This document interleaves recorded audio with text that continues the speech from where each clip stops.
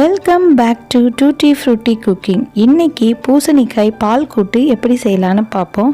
இது ரொம்ப வாசனையாக இருக்கும். 10 நிமிஷத்துக்குள்ளே செஞ்சிடலாம்.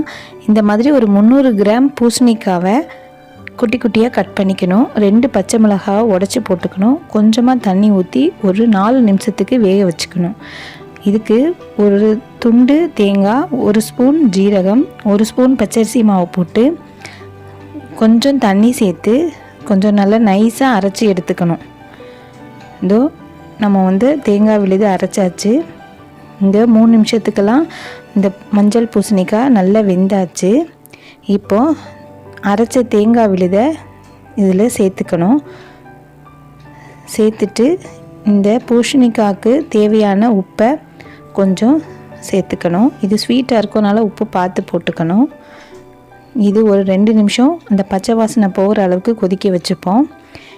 இது கூட ஒரு 50 ml 1 கப்பு சின்ன கப்புக்கு காய்ச்சி ஆற வச்சுன பால் ஊற்றிப்போம். அவ்வளோதாங்க. இது இன்னும் ஒரு 2 நிமிஷம் கொதிக்கட்டும். இந்த பூசணிக்காய் பால் கூட்டு ரெடி ஆயிடுச்சு. இப்போ அதுக்கு தாளிப்பு கொடுத்துடலாம். ஒரு பேனில் இதுக்கு தேங்காய் எண்ணெய் தான் யூஸ் பண்ணணும். அப்போ தான் ரொம்ப வாசனையாக இருக்கும். 1 ஸ்பூன் தேங்காய் எண்ணெய் ஊற்றிக்கிறேன். ஒரு காஞ்ச மிளகாய் போட்டுக்கலாம்.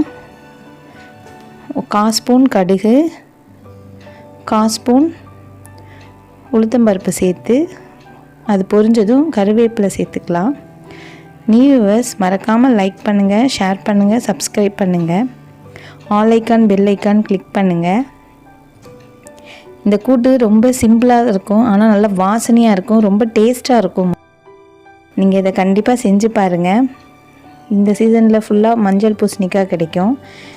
இப்போது நம்ம இந்த பால் கூட்டு ரெடியாக இருக்குது. இந்த தாளித்ததை அது மேலே சேர்த்துக்கலாம்.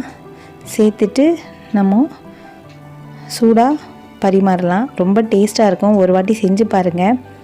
ரொம்ப ஈஸியாக செஞ்சிடலாம். 10 நிமிஷத்துக்குள்ளே செஞ்சிடலாம். ரொம்ப நல்லா இருந்துச்சு. இந்த வீடியோ பிடிச்சிருந்தா லைக் பண்ணுங்கள், ஷேர் பண்ணுங்கள், சப்ஸ்கிரைப் பண்ணுங்கள். All icon bell icon click பண்ணுங்கள். இப்போ பாருங்கள், நம்ம பூசணிக்காய் பால் கூட்டு ரெடி ஆயிடுச்சு. தேங்க்ஸ் ஃபார் வாட்சிங்.